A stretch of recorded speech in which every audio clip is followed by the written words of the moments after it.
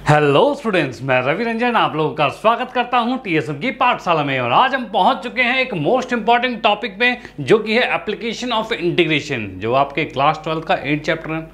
भाई application of trigonometry मतलब भाई इंटीग्रेशन के यूजेस को हम देखने वाले हैं। भाई इससे पहले वाले चैप्टर में हमने इंटीग्रेशन को बिल्कुल डीपली पढ़ा था। भैया हमने बिल्कुल कहते हैं ना, बहुत सारे लेक्चर्स भी हैं, जैसे कि 9 वीडियोस के ऑल्सो अवेलेबल है। जिसने नहीं देखा है ज़रूर देख लेना, बहुत ही इंपॉर्टेंट है।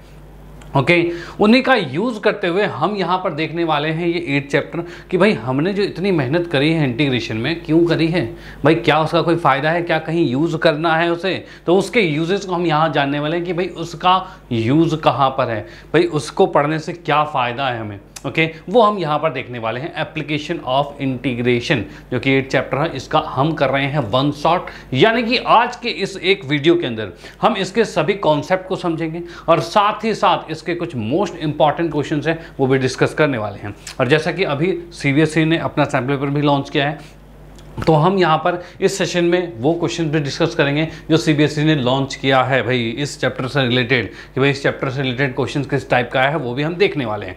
यानी कि हम बिल्कुल परफेक्ट लेवल, परफेक्ट तरीके से आज हम इस चैप्टर को फिनिश करने वाले हैं। तो बिल्कुल ध्यान से बने रहिए, क्योंकि ये चैप्टर बहुत ही इंपॉर्टेंट है आपके नंबर के अकॉर्डिंग भी। भाई एग्ज़ाम के मार्क्स के अकॉर्डिंग कहा जाए तो मार्क्स में इससे आपका 5 नंबर का क्वेश्चन बना हुआ है, जो कि भाई 5 नंबर का एक क्वेश्चन जो आ रहा है वो आपका मतलब बड़ा क्वेश्चन आ रहा है, यानी आपको आना ज़रूरी है। और मैं बता दूं ये बहुत इजी है और इसमें इंटीग्रेशन का यूज़ हो रहा है कोई नहीं, बट इसमें ऐसा इंटीग्रेशन नहीं जो बहुत ही डेप्थ वाला इंटीग्रेशन पूछा, नो भाई बेसिक इंटीग्रेशन अगर आपको आती है तो आप आराम से इसको कर सकते हो। डन, कोई दिक्कत नहीं है। तो चलो भाई सेशन को हम स्टार्ट करते हैं और देखते हैं कैसे ये होने वाला है और कैसे ये हमारे दिमाग में बिल्कुल फिट होने वाला है। इसके लिए नजरें स्क्रीन पे। ओके चलो भाई तो करते हैं सेशन को स्टार्ट। तो यहाँ पर सबसे पहले देख रहे हैं भाई एप्लीकेशन ऑफ इंटीग्रेशन ये है क्या, कहना क्या चाहता है। ठीक है, तो भाई हमने इंटीग्रेशन में जो डेफिनेट इंटीग्रेशन पढ़ा था उसमें भी चीज़ें मैंने बताई थी कि डेफिनेट इंटीग्रेशन के अंदर हम क्या कर रहे हैं, इंटीग्रेशन का मतलब होता है भाई algebraically sum of area, area का सम होता है, यानी टोटल एरिया कैलकुलेट किया जाता है। अब वो एरिया कैसे कैलकुलेट करते हैं उसको हम देखते हैं यहाँ पे। तो यहाँ पर जैसे कि मैं एक छोटा सा ग्राफ बनाता हूँ आपके लिए। भाई यहाँ पर मैंने एक ग्राफ बना दिया, ठीक है कोई दिक्कत नहीं है भाई। ये ग्राफ जिसमें ये एक्स एक्सिस हो गया और ये वाई एक्सिस हो गया। चलो भाई अब इसमें मान लो कि कोई फंक्शन ऐसा है, ठीक है, ये फंक्शन की रे हमने बना दिया है, कि लाइन बना दी, ठीक है कोई दिक्कत नहीं है। देखो नॉर्मली एरिया की बात की जाए तो अगर आपके पास स्क्वायर आता है तो उसका एरिया आपको पता है भाई, साइड का स्क्वायर होता है, रेक्टेंगल का लेंथ इंटू ब्रेथ होता है, ट्राइंगल का भी half into base into height होता है। मतलब कुछ ऐसे स्पेसिफिक शेप होते हैं जिनका हमें फॉर्मूला ऑलरेडी याद है, ठीक है। बट यहाँ पर मैं कहूँ कि भाई ये आपके पास टेढ़ा मेढ़ा सा है, अब इसमें कह दिया जाए कि यहाँ पर ये कोई वैल्यू ए है और यहाँ पर वैल्यू बी है, ठीक है। अब आपसे कहा जाए कि इसके बीच में जो एरिया बन रहा है उसका एरिया फाइंड कीजिए। अब ये तो कोई शेप ही नहीं है, यहाँ पर मैं देख रहा हूँ ऊपर तो ये टेढ़ी मेढ़ी सी लाइन है। अब इसको कैसे कैलकुलेट किया जाए, ठीक है, इसको कैसे कैलकुलेट किया जाए, तो इसके लिए हम यूज़ करने वाले हैं इंटीग्रेशन। अब इंटीग्रेशन यूज़ कैसे होगा, ये वर्क कैसे करता है, कैसे इंटीग्रेशन को ही लिया गया है। तो यहाँ पर देखिए क्या है, यहाँ पर क्या चीज़ है, जैसे कि मैं यहाँ पर देखने वाला हूँ, हाँ जी, जैसे कि यहाँ पर मैं देखने वाला हूँ कि मैंने यहाँ पर देखा कि एक छोटी सी स्ट्रिप काट ली मैंने, यहाँ पे एक छोटी सी स्ट्रिप ये काट ली मैंने, ठीक है भाई। ये पूरा एरिया है, इसमें छोटी सी स्ट्रिप को यहाँ से काट लिया गया। अगर मैं छोटी स्ट्रिप की बात की जाऊँ, अगर बड़े की बात करूँ तो ये तो कुछ फ्लक्चुएट करता जा रहा है, लेकिन इसको जितना छोटा कर दोगे उतना ये बराबर हो जाएगा, बराबर हो जाएगा। अब ये शेप कैसा दिख रहा है, तो आपको क्या ये रेक्टेंगल जैसा शेप दिख रहा है, तो भाई बिल्कुल दिख रहा होगा, एक रेक्टेंगल जैसा शेप दिख रहा होगा। अब ये रेक्टेंगल जैसा शेप दे रहा है तो उस अकॉर्डिंग मैं यहाँ पर देखूँ कि इसके अंदर, भाई इसके अंदर की हम बात करते हैं तो क्या ये वाई होगा, तो भाई हाँ ये ऊंचाई को वाई ही कहा जाता है, ठीक है, इस ऊंचाई को वाई कहा जाता है। और इसकी बात करें तो ये कितना है, तो ये थोड़ा सा एक्स का मतलब थोड़ा सा एक्स है, थोड़ा सा कितना एक्स है, दैट इज डी एक्स। भाई डी एक्स यानी कि मैं कह सकता हूँ ये जो साइज आपको दिख रहा है इतना सा, इसे कहेंगे हम डी एक्स कहेंगे भाई, ठीक है। ये डी एक्स है यानी इसकी चौड़ाई डी एक्स है, मतलब ब्रेथ डी एक्स है और लेंथ कितनी है 4 वाई है। डन। अब ये है रेक्टेंगल, ठीक है। रेक्टेंगल का एरिया क्या होता है, तो भाई लेंथ इंटू ब्रेथ यही होता है। तो लेंथ इंटू ब्रेथ यानी कि अगर मैं इस एक रेक्टेंगल का एरिया कहूँ तो इसका एरिया हो जाएगा वाई डी एक्स, ये हो जाएगा एरिया। किसका हो जाएगा ये सिर्फ एक रेक्टेंगल का। डन। अगर मैं कहूँ क्या इसके अंदर ऐसे ही बहुत सारे रेक्टेंगल होंगे, तो भाई हाँ बिल्कुल होंगे। यहाँ पर ऐसे किया जाए तो ये आ रहा है, ये आ रहा है, ये आ रहा है, इस तरह से बहुत सारे रेक्टेंगल होंगे। ठीक है, इनफाइनाइट रेक्टेंगल्स बनेंगे यहाँ पर। डन। अगर हम इस सारे रेक्टेंगल के एरिया का जोड़ दें तो क्या ये वही एरिया नहीं बता रहा जो ए से बी तक में पूरा एरिया फाइंड हो रहा है? भाई हाँ बिल्कुल हो रहा है। यानी अगर छोटे छोटे स्ट्रिप काट के सारे रेक्टेंगल्स को जोड़ दिया जाए तब ये एरिया आ जाएगा। डन। अब ये कैसे जोड़ा जाएगा? तो इस जोड़ने को ही कहा जाता है इंटीग्रेशन। यानी कि हम देख पा रहे हैं एक रेक्टेंगल का एरिया ये है, अब इसको हमें ए से बी तक ले जाकर सभी रेक्टेंगल को जोड़ना है। तो उसके लिए हम क्या करेंगे, तो यहां पर हम इसका इंटीग्रेशन साइन लिखेंगे। भाई इसमें मैंने लिखा है कि ये इंटीग्रेशन होगा और ये ए से लेकर बी तक जा रहा है, ए से लेकर बी तक जा रहा है, जो कि वाई डी एक्स आ गया। ओके, यानी अब मैं फाइनली इस इंटीग्रेट को इसके साथ कनेक्ट कर पा रहा हूं कि भाई इंटीग्रेशन की हेल्प से हम इसका एरिया फाउंड कर पा रहे हैं। डन। अब एक चीज कंसेप्ट बिल्कुल ध्यान रखना कि भाई अगर मैं एक्स एक्सिस पर निकाल रहा हूं एरिया, देख रहे हो ये एरिया सीधे एक्स एक्सिस पर आ रहा है, ठीक है, तो उस कंडीशन में वाई डी एक्स का यूज किया गया है। वैसे ही मान लो कि एक दूसरा फंक्शन होता जो कैसा होता, तो मान लो कि यहां पर ऐसा फंक्शन हो रहा होता, ये फंक्शन ऐसे कुछ हो रहा होता। अब इसमें कहा जाता आपको कि भाई बताओ सी से लेकर डी तक का एरिया फाइंड करो, सी से लेकर डी तक का एरिया फाइंड करो। तो इसके अंदर मैं देखूंगा क्या कि सी की बात करें तो सी से हम देख पा रहे हैं तो सी में हमारे पास कुछ ऐसे जाएगा और ये एरिया पूरा फाइंड करना होगा। डन। अब इसी के अंदर देखा जाए फिर से मैं एक रेक्टेंगल कट करूंगा, तो बीच में मैंने एक रेक्टेंगल ले लिया यहाँ पे। अब ये जब मैंने रेक्टेंगल यहाँ पर लिया है तो उस कंडीशन में क्या मैं देख पा रहा हूँ कि इसकी जो लेंथ है वो कितनी है, तो ये x को ही डिनोट करेगा, यानी कि मैं इसको x लिखूंगा। और ये जो है थोड़ा सा डिफरेंस, भाई ये जो छोटा सा है ये क्या y एक्सिस पर है, यानी चेंज इन y आ रहा है, यानी कि इसे dy कहेंगे। अब मैं इस छोटे रेक्टेंगल का एरिया फाइंड करूँ तो क्या होगा, तो भाई x इंटू में dy आएगा, x इंटू में dy आएगा। डन।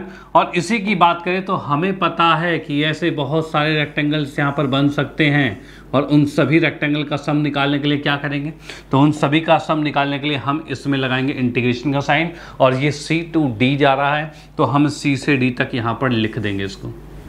डन, कोई दिक्कत नहीं है। तो यहाँ पर मैं देख पा रहा हूँ कि अगर x पर एरिया निकाला जाए तो हम लिखेंगे y dx, अगर हम y पर एरिया निकालें तो हम लिखेंगे x dy। डन। ये फर्क है एरिया फाइंड करने का, ठीक है, कि किस एक्सिस पर आप निकाल रहे हो, उस एक्सिस के अकॉर्डिंग आप ये दो चीज़ें लगाओगे और इसका इंटीग्रेशन आपको आता होगा, इंटीग्रेट करके आप आराम से निकाल पाओगे।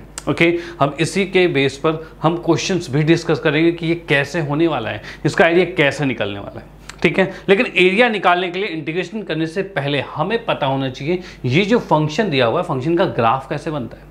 तो हम कुछ बेसिक ग्राफ्स डिस्कस करेंगे, ठीक है, जो कि मोस्टली आपके एग्जाम में पूछे जाते हैं। और बाकी ग्राफ में ही आप डिटेल में वीडियो चाहते हो तो कमेंट जरूर कर देना कि भाई डिटेल में पूरा हर ग्राफ के लिए को बिल्कुल डिटेल में बताना है, ठीक है। यहाँ पर हम बेसिक ग्राफ्स की बात करें जिससे कि आपके यहाँ के क्वेश्चंस तो हो जाएंगे, कोई दिक्कत नहीं है। ओके, तो यहाँ पर भी मैं आता हूँ नेक्स्ट पर। तो यहाँ पर भाई टाइप ऑफ ग्राफ्स की बात करें तो यहाँ पर कुछ ग्राफ हम डिस्कस कर रहे हैं, जैसे कि लीनियर इक्वेशन के हैं, मॉडुलस का ग्राफ है, पैराबोला, सर्कल, इलिप्स है। बाकी ट्रिग्नोमेट्री के ग्राफ देखने हैं कि हर एक ट्रिग्नोमेट्रिक फंक्शन के ग्राफ क्या होते हैं, तो उसको आप ट्रिग्नोमेट्री चैप्टर में जाएंगे, प्लेलिस्ट में आपको मिल जाएगा 11th क्लास में ट्रिग्नोमेट्री के ग्राफ के बारे में, उसमें सभी ग्राफ को वहाँ पर डिस्कस किया गया है। और अगर आपको आता है तो भाई कोई दिक्कत नहीं है। ओके, तो फिलहाल तो मैं ये देख पा रहा हूँ कि भाई इनके क्वेश्चन कैसे होने वाले हैं। तो भाई लीनियर इक्वेशन की बात की तो लीनियर इक्वेशन कैसा होता है, अरे ये तो 10th में ही पढ़ा था हमने, 10th में तो बहुत अच्छा सा ग्राफ बनाए थे हमने। जैसे कि हमारे पास हुआ करता था क्या कि भाई हमने लिखा था ax प्लस में by इक्वल टू में c, या फिर आसान भाषा में कह दूँ तो भाई 2x प्लस में 3y बराबर में 4। तो इसका हम कुछ ग्राफ बनाते थे ना भाई, इसका ग्राफ बनाते थे कि भाई यहाँ पर मैंने देखा कुछ ऐसे करके इसके एक बॉक्स बनाते थे और बॉक्स बना के एक लाइन से खींच देते थे, ऐसा कुछ होता था, ठीक है। तो ये कुछ लीनियर इक्वेशन ये आपको ऑलरेडी आना चाहिए कि भाई इस लीनियर इक्वेशन का ग्राफ कैसे बनाते हैं, ये बिल्कुल बेसिक वाला है, 10th क्लास से हम सीखते आ रहे हैं, तो फिर चीज़ें आपको आनी चाहिए, ठीक है। तो ये तो था लीनियर इक्वेशन के बारे में। नेक्स्ट की हम बात करते हैं मॉडुलस क्या होता है, तो मॉडुलस को थोड़ा सा जान लेते हैं। तो मॉडुलस की हम बात करते हैं,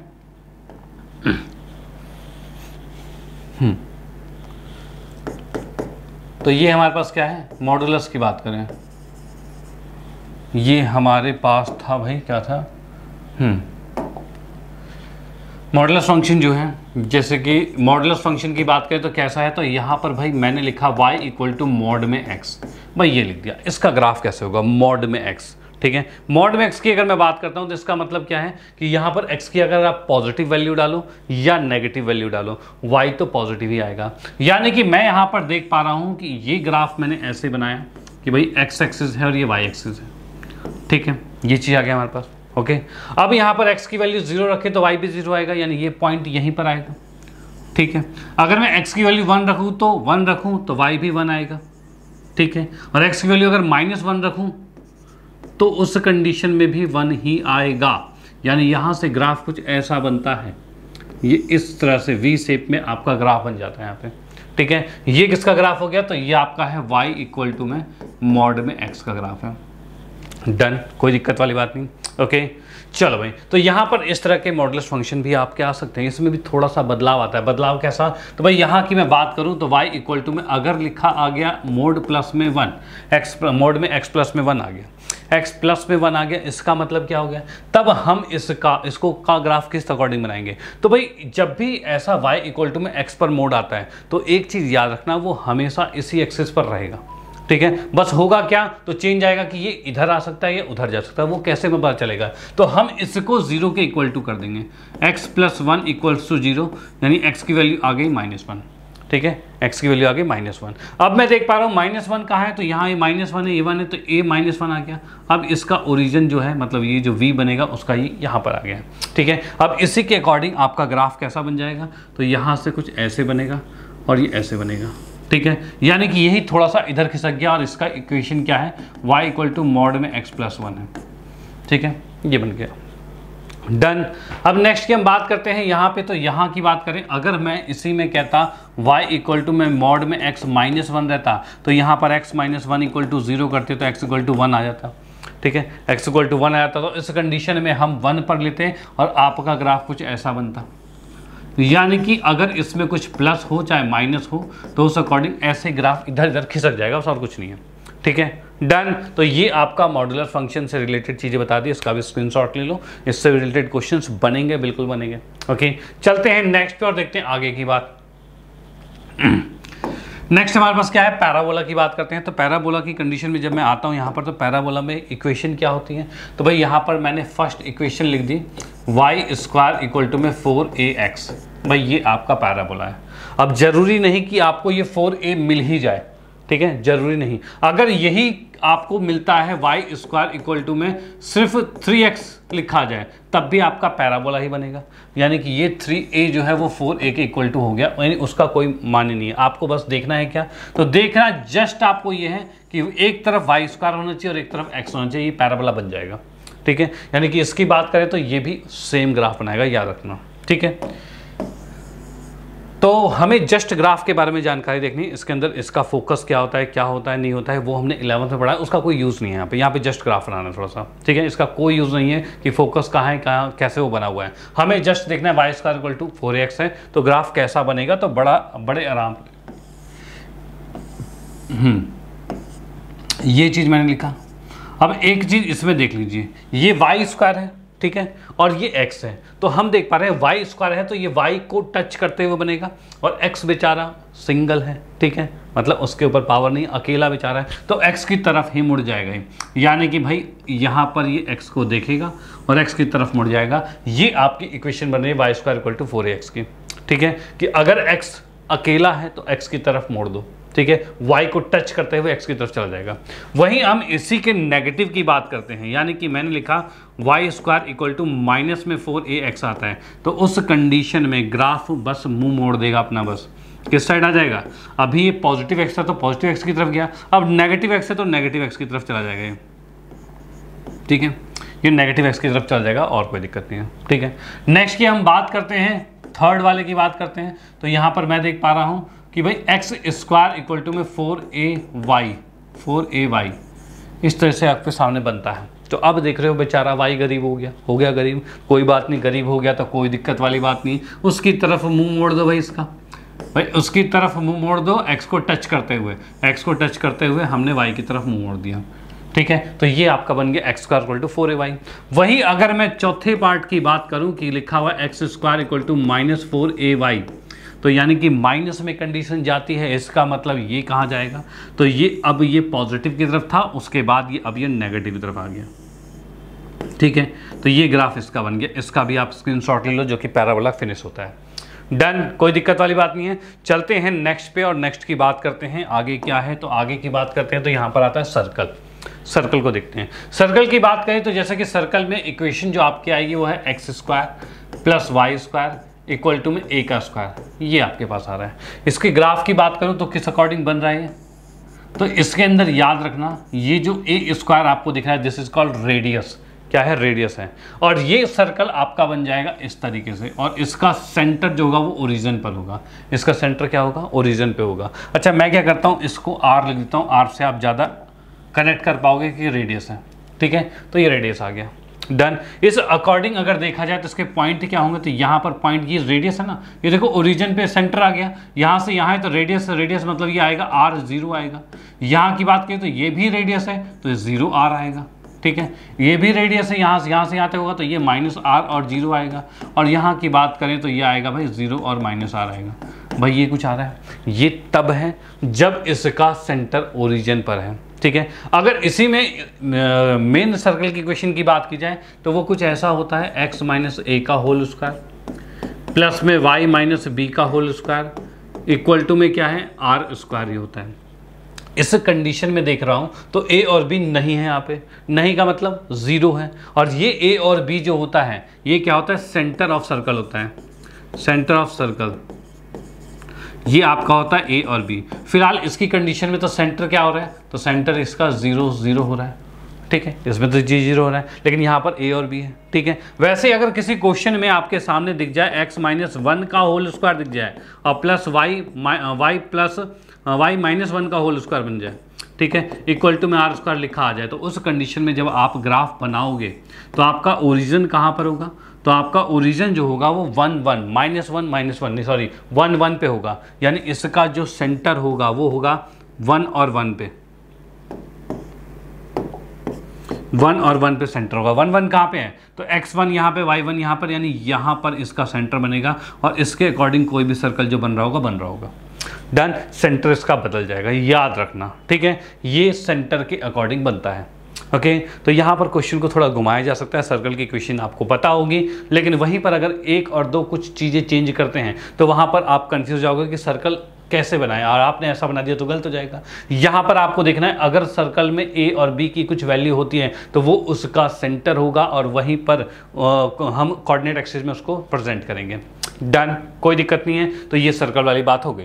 नेक्स्ट हम बात करते हैं इलिप्स की बात करते हैं। इलिप्स में किस अकॉर्डिंग होता है, तो इलिप्स की बात करें, इलिप्स में इक्वेशन जो होती है वो होती है एक्स स्क्वायर बाई में ए स्क्वायर प्लस में वाई स्क्वायर बाई में बी स्क्वायर इक्वल टू में 1 होता है। ये चीज़ें हैं, इसमें दो कंडीशन होती है। दो क्या कंडीशन होती है, तो पहले की मैं बात करूं कि अगर मैंने इक्वेशन लिखी X square by 3 square plus में Y square by 4 square equal to में 1, तो हम देख पा रहे हैं वाई के नीचे जो वैल्यू है ये बड़ी है, ठीक है, और एक्स के नीचे छोटी है, ठीक है। अगर y के नीचे बड़ी है तो इसका जो मेजर एक्सिस होगा वो क्या बनेगा, तो वो y बन जाएगा। यानी कि हम बनाएंगे इसमें कुछ ऐसा ग्राफ, ठीक है, ऐसा ग्राफ बनाएंगे। इसमें हम देख पा रहे हैं y लंबा है, x क्या है, छोटा है, तो ये माइनर एक्सिस है और ये मेजर एक्सिस है। पॉइंट जो इसके होंगे वो क्या होंगे, तो x के नीचे 3 है तो 3 है, तो यहाँ पर भी हमने 3 0 ही लिखेंगे और यहाँ -3 और 0 लिखेंगे, ठीक है। y के नीचे 4 है तो यहाँ पर लिखेंगे भाई क्या 0 4 लिखेंगे और यहाँ पर 0 और -4 लिखेंगे, ठीक है। ज़्यादा कोई चेंज नहीं है, ठीक है। बस हम यहाँ पर देख पा रहे हैं इसके नीचे 3 और 4 है तो उस अकॉर्डिंग हमने लिख दिया यहाँ पे। वहीं हम सेकंड पार्ट इसी की बात करें तो भाई अगर मेरे पास है X square by 4 square plus में वाई स्क्वायर बाई 3 स्क्वायर है इक्वल टू में 1, ऐसा कुछ आपके सामने आ जाता है, ठीक है। तो उस कंडीशन में हम क्या करने वाले हैं, तो उस कंडीशन में देखेंगे एक्स के नीचे बड़ी लाइन है, यानी कि अब जो पैराबोला बनेगा, पैराबोला नहीं इलिप्स बनेगा, वो कुछ ऐसा बनेगा, ठीक है। और इसके अंदर मैं देख पा रहा हूँ कि ये 4 है, x के नीचे 4 है 4, तो ये आ जाएगा -4 0 और यहाँ पर क्या है 4 0 आएगा। यहाँ के ऊपर की बात करें तो ये कितना आ रहा है, तो ये भाई 3 है, भाई देख पा रहे हैं y पर 3 है तो 0 3 आएगा और यहाँ पर आएगा 0 और -3। डन। तो ये हमारे पास फर्स्ट सेकंड और यहाँ पर ये सर्कल इलिप्स भी हमारा फिनिश होता है। यानी कि हमने बेसिक्स ऑफ ग्राफ देख लिए। अब हम आने वाले हैं इनके क्वेश्चंस पे कि भाई क्वेश्चन कैसे सॉल्व होते हैं, किस तरीके से होते हैं। तो भाई पहले तो आप इसका स्क्रीनशॉट ले लो, फिर चलते हैं नेक्स्ट पे। तो नेक्स्ट की हम बात करते हैं। तो यहाँ पर हम जब भी कोई क्वेश्चन सॉल्व करते हैं, क्योंकि हमें पता है इससे मोस्टली बड़े क्वेश्चन आने के चांसेस ज़्यादा होते हैं, और जैसे ही आपको बड़े क्वेश्चन दिखेंगे ना, तो उस कंडीशन में हमें उस क्वेश्चन के स्टेप बाय स्टेप लिखना ज़रूरी है। भाई स्टेप बाय स्टेप आप लिखोगे तभी आपको पूरे मार्क्स मिल पाएंगे। नहीं तो यही होगा भाई 5 नंबर का है तो आपको 3 मिल गए, 4 मिल गए, 2 मिल गए। तो क्या ऐसा चाहते हैं भाई, क्वेश्चन आता है तो कंप्लीट मार्क्स चाहिए ना। तो कंप्लीट मार्क्स चाहिए तो एकदम सिस्टमैटिक तरीके से हमें लिखना होगा वहाँ पे। और वो कैसे लिखेंगे, तो यहाँ पर देखिए हम बिल्कुल तरीके से आपको बताने वाले हैं कि आपका आधा नंबर भी ना कटे। ठीक है, चलो। तो यहाँ पर मैं देख पा रहा हूँ स्टेप टू सॉल्व क्वेश्चन को कैसे सॉल्व किया जाता है। तो इसमें सबसे पहले देखा कि कोई भी आपको फंक्शन दिया रहेगा, पहले हम उसका फिगर ड्रॉ करेंगे। भाई पहले तो उसका फिगर या फिर ग्राफ को तो ग्राफ ड्रॉ करेंगे। डन। सेकंड स्टेप क्या देखेंगे, तो set the relevant region and check for symmetry. What is symmetry? Symmetry क्या होता है भाई? यहाँ पर जैसा कि एक बात मैंने देखी, ये सिमेट्री, ये क्या है? तो सिमेट्री से तात्पर्य ये है, मतलब सिमेट्री ये होता है कि भाई आप जैसे यहाँ पर फिगर देख रहे हो, ये हमने देखा, ठीक है। अगर आपसे कहा इलिप्स का एरिया निकालिए, ठीक है, तो आप इलिप्स का एरिया कैसे निकालोगे? तो भाई इसके अंदर क्या हम यहाँ से यहाँ तक एरिया निकालेंगे, यहाँ से यहाँ तक निकालेंगे, नीचे वाले का अलग निकालेंगे, इसका अलग निकालेंगे, तब जाके आंसर निकालेंगे। तो ये तो 4 इंटीग्रेशन करने पड़ जाएंगे, तो बड़ा मुश्किल हो जाएगा। लेकिन इसी को देखा जाए तो आप देख पा रहे हो ये फिगर सिमेट्री है, किसके अकॉर्डिंग? एक्स एक्सिस और वाई एक्सिस के अकॉर्डिंग। यानी कि मैं इसमें देख पा रहा हूं कि अगर मैं कहूं इसका एरिया जो है, ये एरिया जो है निकाल लिया जाए, मतलब मैं देखता हूं यहां 0 से 3 तक की लिमिट में इसको मैंने एरिया निकाल लिया, इस एक पार्ट का एरिया निकाल लिया बस, ठीक है। तो हमें पता है इसका जो एरिया है, ठीक है, जो इसका एरिया है वही एरिया इसका ही होगा, वही एरिया ये होगा, वही एरिया ये होगा। यानी अगर मैं एक का एरिया निकाल दूं और उसको 4 से मल्टीप्लाई कर दूं तो आंसर आ जाएगा, ठीक है भाई, पूरे का एरिया आ जाएगा। तो हम यहां पर देखेंगे फिगर के अंदर सिमेट्री रीजन दिख रहा है कि नहीं दिख रहा। अगर सिमेट्री है यानी सेम जैसा कुछ है, तो आप एक को निकाल के 2 से 3 से जितने भी पार्ट्स हैं, जैसे फिलहाल 4 पार्ट है तो एरिया 4 से मल्टीप्लाई करके आ जाएगा। सेम सर्कल की बात करें तो इसमें हम 4 पार्ट सिमेट्री के अकॉर्डिंग करेंगे, इसमें सिमेट्री नहीं तो इसमें नहीं कर पाएंगे, लेकिन इसमें तो कर पाएंगे। डन। वैसे मैं बात करता हूँ इधर की, ये हमारे पास पैराबोला दिया हुआ है, इसकी हम बात करते हैं। जैसे कि आपसे कहा जाए कि एक लाइन क्या दे रखी है, एक लाइन और आपको दे रखी है, ये लाइन ऐसे दे रखी है। अब आपसे कहा जाए कि आपको एरिया फाइंड करना है, कौन सा वाला? तो ये एरिया फाइंड करना है, ये पूरा एरिया फाइंड करना है। तो इसके लिए हम क्या करेंगे? तो इसके लिए हमें देखना पड़ेगा कि क्या ये सिमेट्री है। तो हाँ, ये वाला पार्ट और ये वाला पार्ट सेम है, तो हम किसी एक पार्ट का एरिया निकालकर 2 से मल्टीप्लाई कर देंगे और हमारा आंसर आ जाएगा, ठीक है। एक पार्ट को दूसरी, क्योंकि ये दो क्या है, वाई एक्सिस के अलाउंग सिमेट्री बना रहा है, यानी एक जैसा है, तो हम इसे कहेंगे सिमेट्री। पता है तो एक को निकाल के 2 से मल्टीप्लाई कर देंगे। ओके, तो ऐसी चीज़ हम कर सकते हैं। उसी को कहा गया है कि हमें फिगर में देखना है कि क्या सिमेट्री दिख रहा है कहीं। तो हम देखेंगे शेड द रिलेवेंट रीजन, मतलब हम उस रीजन को शेड करेंगे। जैसे कि अभी हमने शेड किया कि भाई यहाँ पर हमने क्या किया, पहले फिगर ड्रॉ किया, एक लाइन ड्रॉ की, हमने यहाँ पर शेड किया कि मुझे ये एरिया फाइंड करना है, तो ये एरिया पहले शेड करेंगे। उसके बाद देखेंगे क्या सिमेट्री है, तो हाँ सिमेट्री है, तो उसमें से किसी एक का एरिया फाइंड निकालेंगे और 2 से मल्टीप्लाई करेंगे। तो वही क्या है, set the relevant region and check for the symmetry if any, अगर है तो चेक कर लो, ठीक है। अब उसके बाद क्या है, find point of intersections to get limits for integration. अब कोई भी दो फिगर्स जब आपस में कट कर रही है तो उस कंडीशन में हमें उसका इंटरसेक्शन पॉइंट देखना होगा और उसी के अकॉर्डिंग लिमिट लगेगा। इसको भी हम क्वेश्चन में करेंगे, ठीक है। उसके बाद express area in terms of dx और dy, और उसके बाद हमें एरिया को निकालना है dx के रिस्पेक्ट में या dy के रिस्पेक्ट में। डिपेंड करता है कि अगर आप x एक्सिस पे निकाल रहे हो तो dx, और अगर y एक्सिस पे निकाल रहे हो तो dy, ठीक है। उसके बाद सॉल्व यूजिंग बेसिक इंटीग्रेशन, यानी जब आपके सामने इंटीग्रेशन आ जाएगा dx dy के फॉर्म में, उसको फिर इंटीग्रेट कर देना और आंसर निकाल देना है। तो ये कुछ स्टेप हैं जिनको हम यूज करने वाले हैं अभी क्वेश्चन में। ओके, तो देखते हैं क्वेश्चन को। तो ये क्वेश्चन कुछ हमारे पास है, इसकी मैं बात करता हूं यहां पर। तो यहां पर मैं देख पा रहा हूं, find the area enclosed by this. इससे एनक्लोज्ड एरिया हमें फाइंड करना है, ठीक है भाई। इससे एनक्लोज्ड एरिया फाइंड कर लेंगे। तो यहां की मैं बात करता हूं तो ये ग्राफ में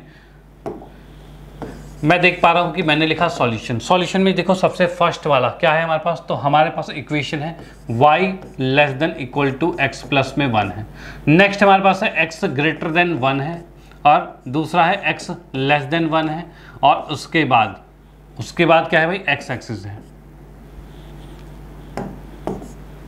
यहां पर लिख दिया हमने x एक्सिस कर दिया, ठीक है। ये 4 पार्ट हैं, इन चारों से बाउंडेड जो एरिया होगा वो हमें फाइंड करना है। डन, चलो भाई ठीक है, बाउंडेड एरिया को हम देख लेते हैं। तो यहाँ पर जैसे कि मैं देखता हूँ भाई, एनक्लोज्ड एरिया की बात करें तो मैं पहले तो ग्राफ बनाता हूँ।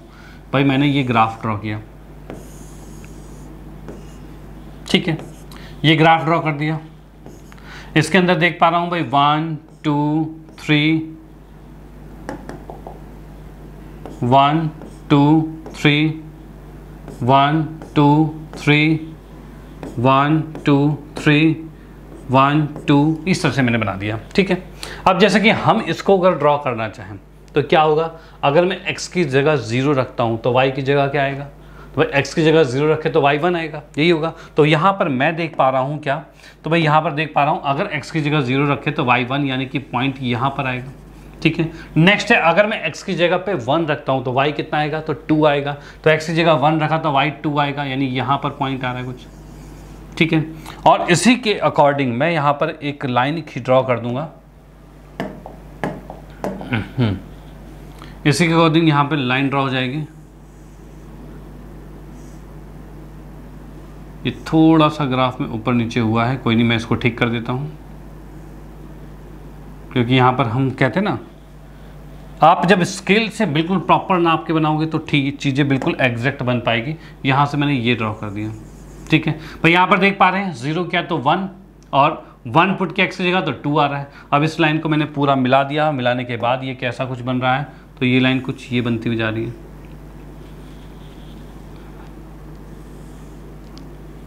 ठीक है। ये हमारे पास बन चुका है। ये क्या है, तो y इक्वल टू में x प्लस 1 है, ये हमारे पास आ गया। डन, कोई दिक्कत नहीं है, ठीक है भाई। अब नेक्स्ट की हम बात करते हैं। नेक्स्ट क्या है, x इक्वल टू 1 है, x इक्वल टू 1, यानी x इक्वल टू 1 की बात करें तो ये कहाँ पर बनेगा, तो x इक्वल टू 1 मैं देख पा रहा हूँ, तो यहाँ पर क्या है 1 तो ये है। यहाँ पर लाइन कैसे बनेगी, तो ऐसे स्ट्रेट बनेगी लाइन। तो यहाँ पर मैंने एक स्ट्रेट लाइन ड्रॉ कर दिया है, ठीक है। तो यहाँ पर एक स्ट्रेट लाइन ये ड्रॉ कर दिया गया है,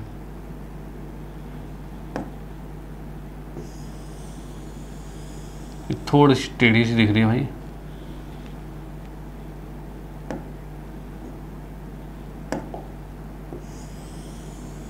इसलिए होता है ग्राफ में हम बनाएंगे तो चीज़ें बिल्कुल एग्जैक्ट बन जाती हैं, और ग्राफ में नहीं बनाएंगे थोड़ा सा ऊपर नीचे होता है भाई, होता है, बिल्कुल होता है। इसलिए थोड़ा सा जुगाड़ हमें करना पड़ेगा। यहाँ पे क्या करना पड़ेगा भाई, यहाँ पर मैंने देख लिया भाई, ये हमारे पास 1 था और ये 2 है, तो मैंने 1 पर एक लाइन खींच दी, कोई दिक्कत नहीं है। ये होगा जैसे x इक्वल टू 1 होता है तो वो पैरेलल टू y एक्सिस बनता है, ऐसे ही बनता है, तो हमने ये लाइन खींच दी है, ठीक है। नेक्स्ट की हम बात करते हैं यहाँ पर, तो नेक्स्ट हमारे पास क्या है, x इक्वल टू 2 है, इस पर लाइन खींचेंगे तो इस पर भी लाइन ये ऐसे खींच जाएगी, ठीक है। ये लाइन हमारी x इक्वल टू 2 पर खींच गई, डन। अब उसके बाद क्या कहा है, x एक्सिस का है, तो हम यहाँ पर देखेंगे इसने क्या कहा है, इन सभी से बाउंडेड होना चाहिए। बाउंडेड मतलब क्या हो गया, एक तो इससे ज़्यादा, देखो क्या है, x क्या है 1 से ज़्यादा है, यानी ये इस तरफ जाएगा। ये क्या है 2 से कम है, यानी इस तरफ आएगा। ये ऊपर से नीचे है और ये ऊपर है। इन चारों से बाउंडेड एरिया क्या हमें दिख रहा है, तो इन चारों से बाउंडेड एरिया जो हमें दिख रहा है वो हमें ये एरिया दिख रहा है भाई, ये एरिया दिख रहा है हमें बाउंडेड। अब ये एरिया हमें फाइंड करना है कैसे निकलेगा, ठीक है। ये एरिया हमें फाइंड करना है कैसे निकलेगा, तो पहले तो हमने देख लिया कि भाई कितने जगह पे कितना एरिया है, उसको शेड कर दिया पहले, ठीक है। उसके बाद हम देखेंगे कि भाई क्या कुछ सिमेट्री जैसी चीज़ है, तो सिमेट्री क्या है, एक ही एरिया है, डबल तो निकालना नहीं है, सिंगल है, तो सिमेट्री कुछ नहीं है, सीधे हम एरिया निकालेंगे। तो यहाँ एरिया किस अकॉर्डिंग निकलेगा, तो एरिया की जब मैं बात करता हूँ यहाँ पर, तो यहाँ पर मैं देख पा रहा हूँ कि हमें इसे एक्स एक्सिस पर निकालना है, ठीक है। एक्स एक्सिस पर निकालना है, यानी कि इसका इंटीग्रेशन जो आएगा वो आएगा भाई क्या, y dx आएगा। भाई हम जब भी एक्स एक्सिस पर एरिया निकालते हैं तो आएगा क्या, y dx आता है, डन। और इसके अंदर लिमिट्स कहाँ से कहाँ तक है, तो हम देख पा रहे हैं x जब भी dx कर रहे हैं, x पे निकाल रहे हैं, लिमिट x की लगती है, तो भाई 1 से 2 तक हमें जाना है, तो मैंने यहाँ पर लिखा 1 से 2 तक जा रहे हैं। इसमें कोई दिक्कत नहीं है, डन, ठीक है भाई। अब 1 से 2 तक हमें जाना है, ये एरिया फाइंड करना है, हमने वाई डी एक्स लिख दिया, लेकिन फंक्शन कौन सा है, किस फंक्शन के अकॉर्डिंग हमें निकालना है। तो मैं यहाँ पर देख पा रहा हूँ ये जो पूरा एरिया कैलकुलेट करना है वो इस लाइन के अकॉर्डिंग हो रहा है, ये लाइन से ही नीचे पूरा एरिया आ रहा है, ठीक है भाई। इसी लाइन से हमारा एरिया नीचे की तरफ ऐसे आ रहा है, यही पूरा एरिया हमें फाइंड करना है, जो कि हम पैरेलल खींचते हैं ना, स्ट्रिप काटते हैं, वो कुछ ऐसे ही करते हैं। तो इसी लाइन के अकॉर्डिंग स्ट्रिप काटी गई है, डन। तो इस लाइन के अकॉर्डिंग जब स्ट्रिप काटी गई है तो उसी लाइन का हमारा y का वैल्यू होगा। y क्या है, y है आपका x+1, यानी कि इसको इंटीग्रेट करने के लिए हमें लिखना पड़ेगा 1 से 2 और y की जगह आ जाएगा x+1 और साथ में dx आ जाएगा, ठीक है। इतनी बात आ गई। अब इसको जब मैं इंटीग्रेट करता हूं तो बिल्कुल सिंपल इंटीग्रेशन, x का क्या होता है x² 2 और 1 का होता है x, और इसका लिमिट लगा दिया हमने 1 से 2, और यहाँ पर जब 2 पुट किया तो 2 का स्क्वायर बाई 2 प्लस 2 माइनस में 1 का स्क्वायर बाई 2 प्लस 1, ये चीज़ें। अब यहाँ 2 से 2 कट गया, अभी 2 2 4 बचा, 4 में से कितना माइनस होगा 3/2, यानी कि ये आ रहा है 4 दूनी 8 3 5 5/2 स्क्वायर यूनिट। ये आंसर आ चुका है, ठीक है, ये आंसर आ चुका है। इंटीग्रेशन कोई मुश्किल नहीं, सबसे सिंपल वाला इंटीग्रेशन है ये x+1 का इंटीग्रेशन, जो कि हमने यहाँ पर कर दिया, डन, कोई दिक्कत नहीं। इससे हम एरिया फाइंड कर चुके हैं, ये बीच का जो है इसका एरिया क्या होगा, ओके। तो इसका स्क्रीनशॉट ले लो कि भाई किस अकॉर्डिंग ये हुआ है। अब चलते हैं नेक्स्ट पे और देखते हैं अगला क्वेश्चन किस टाइप का है, उसको भी बेहतरीन तरीके से करने वाले हैं, ओके। चलो नेक्स्ट क्वेश्चन जैसा कि दिया हुआ है, find the area enclose by ellipse. Ellipse के द्वारा एनक्लोज किया गया है इस एरिया को, इसके एरिया को फाइंड करना है। अब इलिप्स की बात करें तो हम देख पा रहे हैं x के नीचे छोटा है और y के नीचे बड़ा है, ठीक है। यानी कि यहाँ पर जो मैं इक्वेशन देख पा रहा हूँ इसके सॉल्यूशन में, भाई हमारे पास है x² 4 है, 4 मतलब ये 2 का स्क्वायर होगा, और y² 9 है, मतलब ये 3 का स्क्वायर होगा, इक्वल टू 1। अब हम देख पा रहे हैं y के नीचे बड़ी वैल्यू है, यानी कि इसका जो ग्राफ बनेगा वो कैसा होगा, तो कुछ ऐसा बनेगा, ठीक है। ऐसा ग्राफ बन रहा है जिसमें कि मैं देख पा रहा हूँ x जो है वो 2 पर जा रहा है, यानी कि 2 0 और -2 0, ठीक है। और उसके बाद y है 3 पर, तो ये आएगा भाई क्या 0 3 और 0 और -3, ये आ गया हमारे पास। अब इसके एरिया की बात करते हैं। तो इसके एरिया की जब मैं बात करता हूं तो यहां पर मैं देखता हूं किसी एक क्वाड्रेंट को अगर निकाल लिया जाए एरिया, तो उसको 4 से मल्टीप्लाई करके एरिया फाइंड किया जा सकता है। भाई बिल्कुल किया जा सकता है, ठीक है भाई, ये किया जा सकता है। तो इस अकॉर्डिंग हम क्या करेंगे यहाँ पे, इस अकॉर्डिंग क्या है, तो मैं जैसे कि इसका एरिया फाइंड करना चाहूँ तो कैसे फाइंड करूँ, तो यहाँ पर भाई मुझे चाहिए किस पर, या फिर x पर निकाल लेते हैं, यहाँ y पर। अगर मुझे ये वाला क्वाड्रेंट ही चाहिए तो मैं x पे भी निकाल सकता हूँ, y पे भी निकाल सकता हूँ, डन। तो क्या y पे निकाल लें, चलो y पे निकाल लेते हैं। तो इस y पर अगर मैं निकालूंगा, इस पर एरिया निकालना है, तो मुझे स्ट्रिप कुछ ऐसी काटनी पड़ेगी, स्ट्रिप ऐसी काटनी पड़ेगी, यानी y पर अगर निकालना है तो ऐसे होगा। और y पर जब भी निकालते हैं तो हमारे पास इंटीग्रेशन के साइन में क्या आता है, तो इंटीग्रेशन साइन में आ जाएगा x dy आएगा, भाई ऐसा ही कुछ आएगा जब y पर निकाल रहे हैं। अब y पे देखो x dy है तो लिमिट्स y की जाएगी, तो इसमें y कहाँ से कहाँ तक मूव कर रहा है इस ग्राफ में, तो हम देख पा रहे हैं y जो है वो 0 से मूव करता हुआ 3 तक जा रहा है, यही हो रहा है भाई। y जो है वो यहाँ से मूव करता करता यहाँ जा रहा है, तो यहाँ पर y 0 था और यहाँ पर 3 जा रहा है, यानी कि लिमिट जो जा रही है वो 0 से 3 जा रही है, ठीक है। इतनी बात हो गई है, इसको हमें सॉल्व करना है। लेकिन इसके अंदर कौन सा इक्वेशन लेनी है, कौन से इक्वेशन से लेना है, तो यहाँ से लेना है।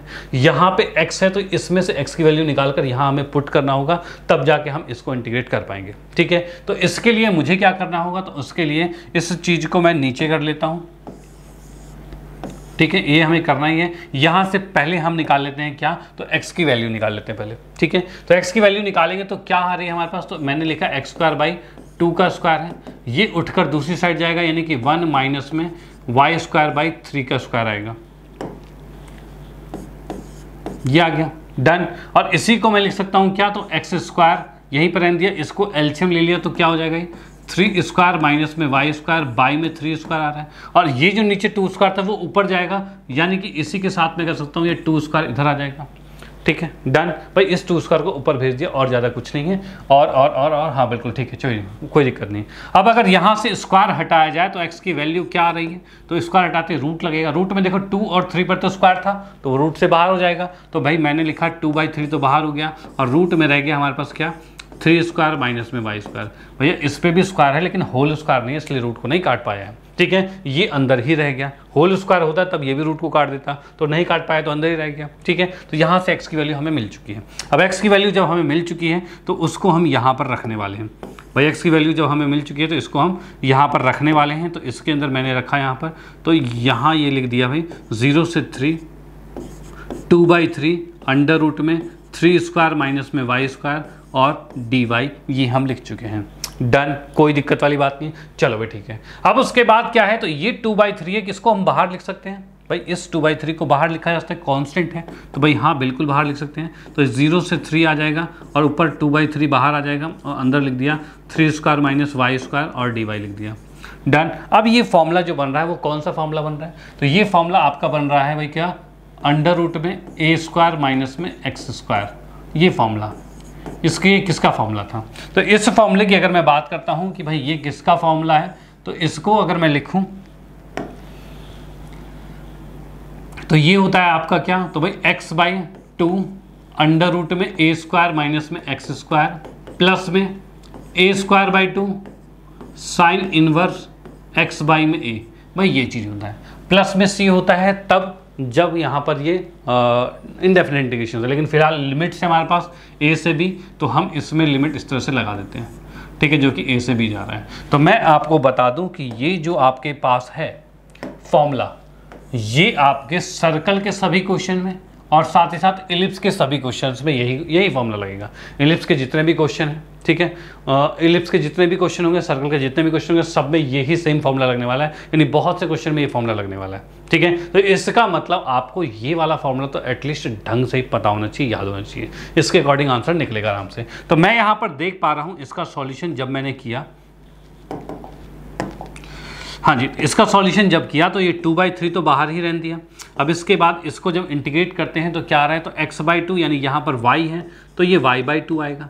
अंडर रूट में क्या आ जाएगा, तो 3 स्क्वायर माइनस में y स्क्वायर है, प्लस में a स्क्वायर यानी 3 का स्क्वायर दैट इज 9 बाई में 2।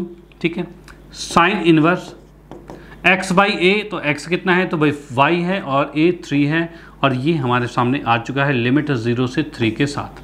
ठीक है, लिमिट 0 से 3 के साथ ही आ चुका है।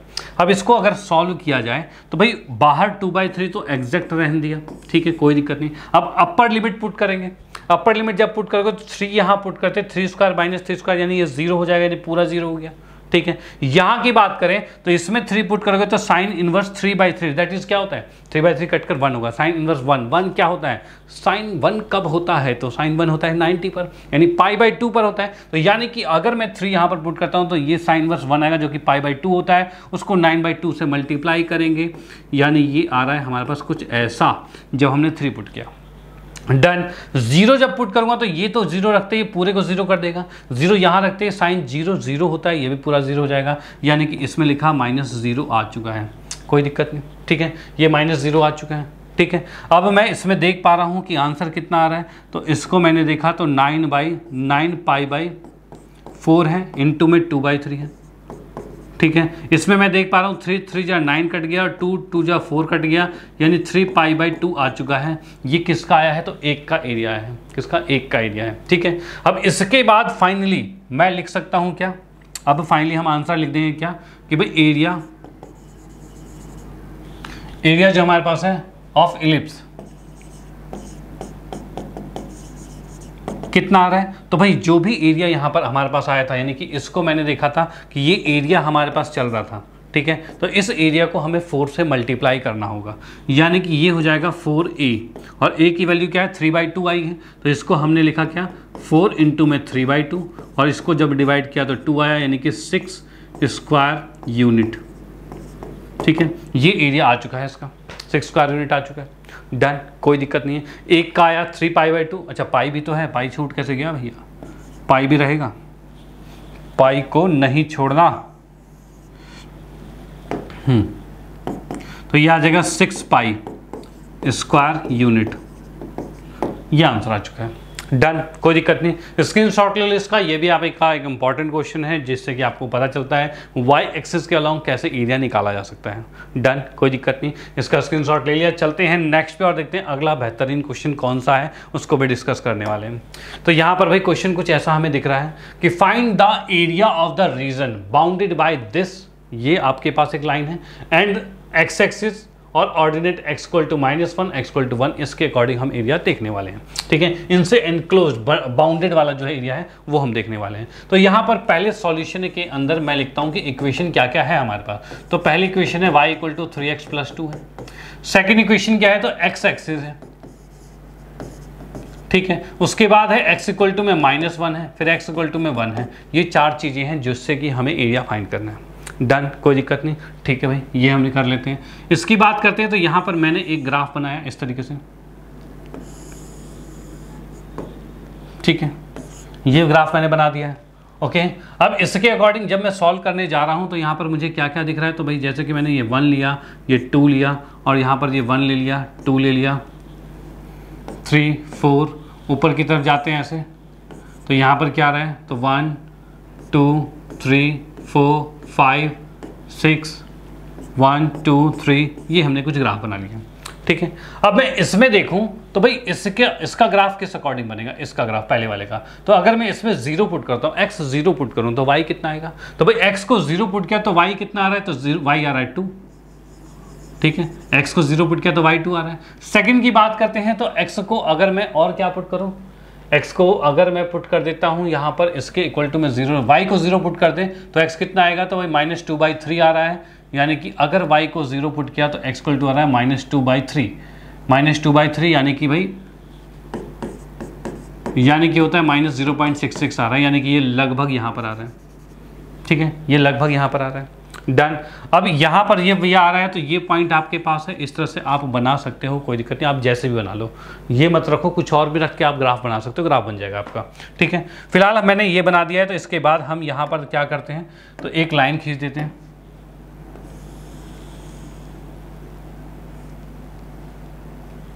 यहाँ पर देख पा रहा हूँ, एक मिनट,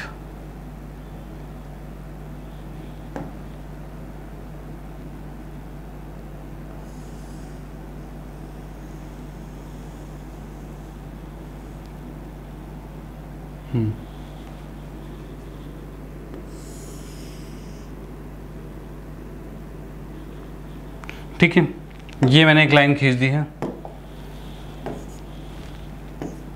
ये हमारे पास आ गया। डन, कोई दिक्कत नहीं है। ठीक है भाई, ये कौन सी लाइन है आपकी, तो y इक्वल टू में 3x प्लस में 2 है। तो भाई मैंने यहाँ पर लिख दिया कि ये इक्वेशन जो आ रही है वो है आपकी y इक्वल टू में 3x प्लस में 2 है। नेक्स्ट की बात करते हैं। नेक्स्ट क्या है, तो x एक्सिस है और x इक्वल टू -1 है। -1 कहाँ पर है, तो ये आपका -1 है। तो इसके अकॉर्डिंग देखा जाए तो -1 में आपकी लाइन कुछ ऐसी कटेगी।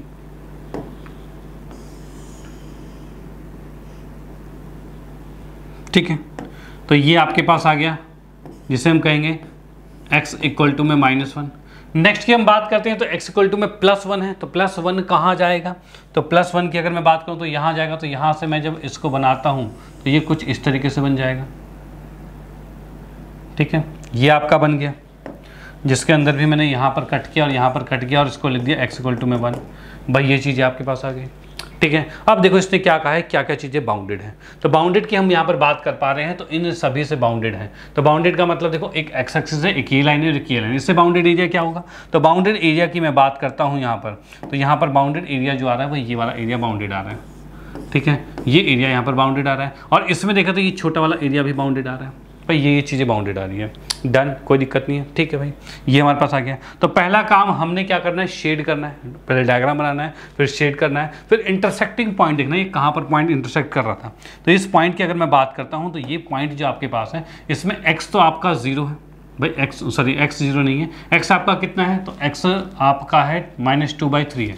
यानी यहाँ पर देखा ये -2/3 है, y आपका 0 है यहाँ पर। ठीक है, ये पॉइंट भी आपके पास है। डन, तो ये हमारे पास आ गया। अब उसके बाद मुझे एरिया जब फाइंड करना है इसका, तो किस अकॉर्डिंग फाइंड होगा, तो फाइंड एरिया के लिए बात करूं तो मैं यहां पर कहूं भाई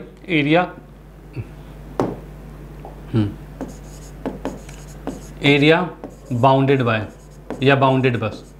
एरिया बाउंडेड की बात की जाए मतलब कैपिटल ए लिख दिया, तो एरिया की बात कर रहा हूँ। तो यहाँ पर 2 एरिया प्लस करने पड़ेंगे, एक ये वाला और एक ये वाला, और दोनों सिमेट्री तो है नहीं, सेम तो है नहीं कि एक को डबल कर दें, तो ऐसा तो है नहीं। तो हम यहाँ पर 2 एरिया देखने वाले हैं। तो एरिया किस अकॉर्डिंग जाएगा, तो सबसे पहले मैं यहाँ पर देखता हूँ, इसमें एरिया जो जा रहा है ये -1 से, देखो क्या है, एक्स पर निकाल रहे हैं, तो भाई यहाँ पर क्या होगा, -1 से -2/3 तक जाएगा।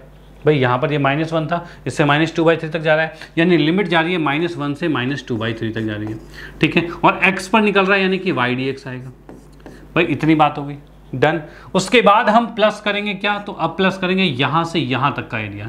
तो यहाँ पर भाई क्या जा रहा है, तो ये आ रहा है -2/3 से, ये लिमिट जा रही है यहाँ से इस तक, ये क्या है तो 1 है, 1 तक जा रही है। और ये कितना आ गया, तो y dx आ गया, ये y dx आ गया, डन। इसमें कोई दिक्कत वाली बात नहीं। चलो भाई ठीक है, ये आ गया हमारे पास।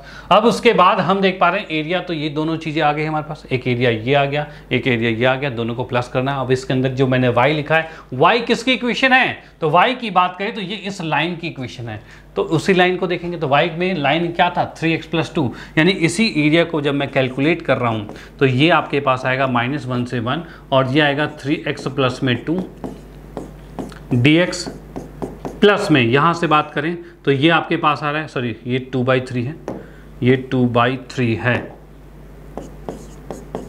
यहाँ की बात करें तो -2/3 से, और ये जा रहा है 1 पर, और y की वैल्यू जो आ रही है वो 3x + 2 है, ये आ गया हमारे पास, और साथ में dx है, डन। इसमें कोई दिक्कत वाली बात नहीं, ठीक है। अब इसको आपको इंटीग्रेट करना है और ऐड करना है, वही इसके एरिया का आंसर होगा। तो मैं यहाँ पर देख पा रहा हूँ इसका इंटीग्रेशन, यानी कि हम नेक्स्ट पर चले जाते हैं। तो नेक्स्ट पर भाई क्या है, 3x + 2 है हमारे पास। तो मैं एरिया की बात में यहाँ पर दोबारा से लिख देता हूँ। एरिया जो हमारे पास है वो है -1 से -2/3, और 3x प्लस में 2 है, प्लस में -2/3 से 1 तक जा रखा है, और ये है 3x प्लस में 2 है। इसको जब इंटीग्रेट किया गया तो इंटीग्रेट करने पर मैं देख पा रहा हूँ ये आ रहा है 3x² प्लस में 2x आ रहा है, और इस पर जो लिमिट लगी है हमारे पास वो -1 से -2/3 है। प्लस में इसकी बात करें तो ये भी वही चीज़ है, 3x² है, प्लस में 2x है, और इसके ऊपर जो लिमिट लगी है वो भी है -2/3 से 1 तक जा रखी है, ठीक है, याद रखा है। अब एक चीज़ याद रखना, क्या याद रखना है कि भाई जब भी कोई एरिया नीचे दिखेगा ना आपको तो नेगेटिव में दिख जाएगा, और नेगेटिव में एरिया होता नहीं है कभी।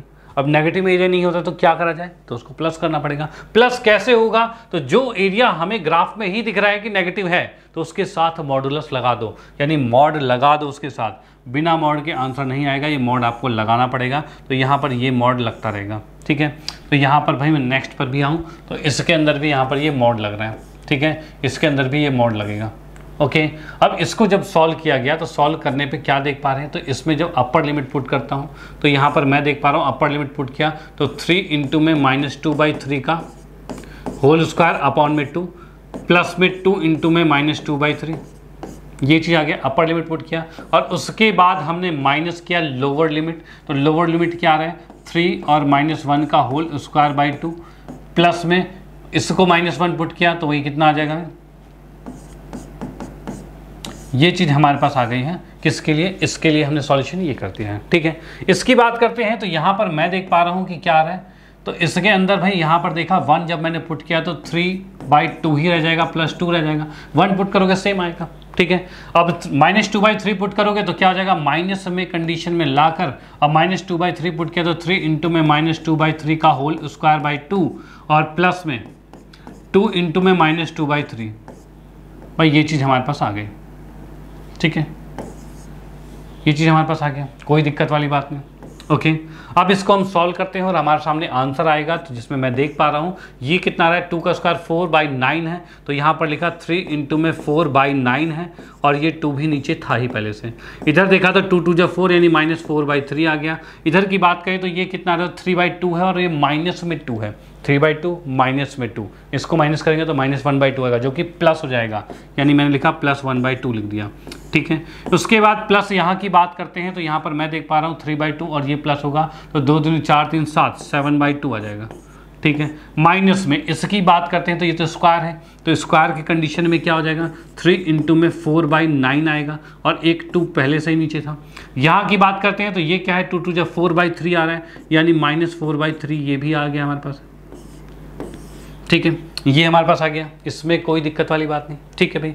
अब उसके बाद हम देख रहे हैं इसी के अंदर कि इसको जब मैंने सॉल्व किया तो 2 2 जा 4 हो गया, 3 3 जा 9 हो गया, 2/3 बचा, 4/3 है तो ये आ जाएगा -2/3 आ जाएगा, यानी कि इसको मैं देख पा रहा हूँ ये आ रहा है -2/3 आ रहा है, प्लस में 1/2 है, ठीक है। इसकी बात करें तो यहाँ पर ये क्या आ रहा है, तो ये हमारे पास आ रहा है 7/2 है, और माइनस में यहाँ पर काटा तो 2 दूनी 4 कट गया, और 3 तिया 9 कट गया, और ये आ जाएगा 2/3 माइनस 4/3 दैट इज -2/3, जो कि प्लस हो जाएगा। अब ये प्लस 2/3 आ रहा है, इसको हमें सॉल्व करना है भाई, ये चीज़ जो हमें है इसे सॉल्व करना है। अब इसे मैं सॉल्व करता हूँ तो यहाँ 3 दूनी 6 आएगा, -4 ये हमारे पास कितना आ जाएगा, 3 दूनी 6 और -4 और 1 मतलब -1/6 आ रहा है। चलो भाई ये -1/6 हमारे सामने आ गया, कोई दिक्कत वाली बात नहीं। उसके बाद नेक्स्ट की हम बात करते हैं, यहाँ पर इसको प्लस किया हमने तो 7 या 21 4 25 भाई 25/6 आ रहा है हमारे पास इसमें भी, ठीक है। अब जैसा कि हमने देखा था कि भाई ये नेगेटिव में आना ही था, क्यों, क्योंकि ये नीचे आ रखा है, ठीक है, नीचे है और लेफ्ट टू राइट जा रहे हैं तो नेगेटिव में आएगा। तो उस कंडीशन में मैंने यहाँ पर देख लिया कि नेगेटिव था, उसके लिए हमने मोड लगाया था, इससे वो पॉजिटिव हो जाएगा। यानी कि अब ये पॉजिटिव हो गया तो हम इसको ऐड करेंगे तो ये 26/6 होगा, 125 में जुड़ेगा 26 है। इसको हमने काटा तो काटते ही क्या हो रहा है, तो भाई ये बच गया हमारे पास भाई 13/3 स्क्वायर यूनिट, भाई ये आ चुका है, कोई दिक्कत नहीं। तो आप इसका स्क्रीनशॉट ले लीजिए, ठीक है। लेंथी क्वेश्चन थोड़ा सा लगा होगा, लेकिन ये लेंथी खामखा का लेंथी था, क्यों भाई, क्योंकि हमें सिर्फ प्लस माइनस ही करना है, upper limit minus lower limit, integration में कुछ दम नहीं, क्योंकि भाई 3x + 2 इसका इंटीग्रेशन क्या ही है, x का x² है, 2 का 2x हो गया, बस कोई दिक्कत नहीं। तो इसका मतलब कोई डिफिकल्ट क्वेश्चन नहीं था, बस आपको समझना था ग्राफ कैसे बना है, ठीक है, और upper limit minus lower limit वही किया और आंसर आपके सामने है, डन, कोई नहीं। अब चलते हैं नेक्स्ट इंपॉर्टेंट क्वेश्चन पे और देखेंगे अगला वाला इंपॉर्टेंट क्वेश्चन क्या कहता है। ओके चलो, हाँ जी, तो अगले क्वेश्चन की हम बात करते हैं, find the area bounded by the curve y = में sin x। भाई ये कर्व जो हमारे पास है उसके सामने हम y = sin x करते हैं। अब इसका एरिया हमें फाइंड करना है 0 से 2π के बीच में। अब भाई साइन का ग्राफ कैसा होता है, साइन का ग्राफ कैसा होता है, तो साइन के ग्राफ की अगर मैं बात करता हूँ तो साइन का ग्राफ कुछ बनता है इस तरीके का कि भाई यहाँ से इस तरह से जाता था और ये जाता था, भाई ये कुछ साइन का ग्राफ होता था। इसमें हम देख पा रहे हैं कि ये क्या है, तो 0 से स्टार्ट होता है, भाई 0 है, यहाँ पर होता है π/2 जो कि टॉप पर जाता है, और ये क्या है, वे पाई है, ये 3π/2 है जिसमें सबसे नीचे माइनस पर जाता है, और ये 2π होता है। भाई ये हमारे पास है। क्वेश्चन कहा गया है कि इस पूरे का हमें एरिया फाइंड करना है। अब इस पूरे का एरिया जब फाइंड करना है तो किस अकॉर्डिंग फाइंड होगा, तो यहाँ पर इसके सॉल्यूशन में मैं देख पा रहा हूँ कि हमारे पास इक्वेशन जो है वो y = में sin x है, दूसरी इक्वेशन क्या है तो x = 0 है और x = में 2π है।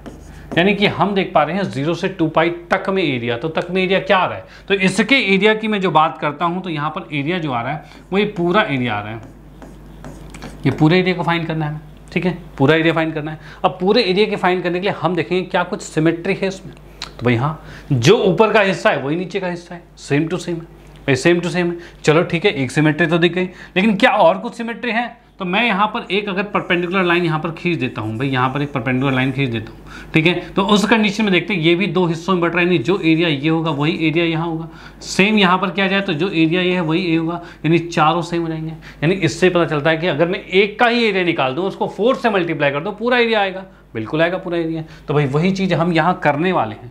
यहाँ पर हम क्या कर रहे हैं भाई, मैंने इंटीग्रेशन क्या, पहले एरिया लिखा, एरिया